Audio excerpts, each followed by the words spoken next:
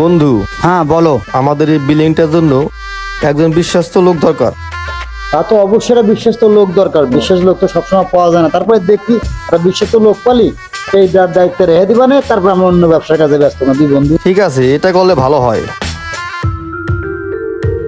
এই খালে জি মামা, যাইবা? কোথায় যাবেন? এই বড়ই তোলা। ঠিক আছে, ওঠেন। বন্ধু ওঠো। ওকে, ঠিক আছে। এই যাও।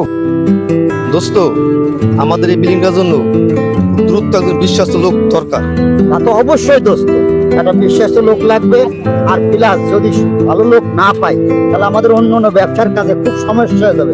খুব দ্রুত একটা বিশ্বস্ত লোক দরকার এবং শিক্ষিত ভালো একটা লোক দরকার। তাহলে তুমি দেখো। আমি অবশ্যই দেখতেছি, তুমিও চেষ্টা করো।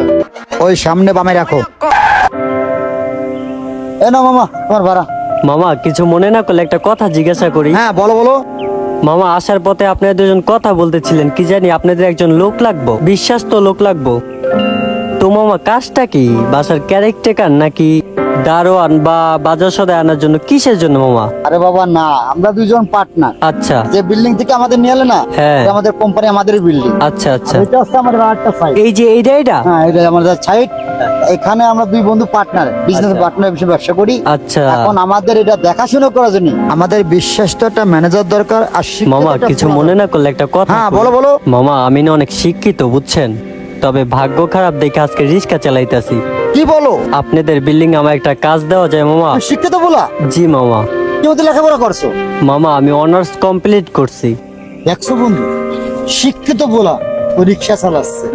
এরকম শিক্ষিত বলা তো আমরা খুঁজতেছি। তা তো অবশ্যই। এটা কাজ করি, আমাদের অফিসে একটা কাজ দিয়ে দাও। আপনি নিয়ে নিই আমরা। তুমি নামো নামো নামো নামো নামো। তাহলে কথা বলে দেখো। বন্ধু তোমার একটা কার্ড দাও তো।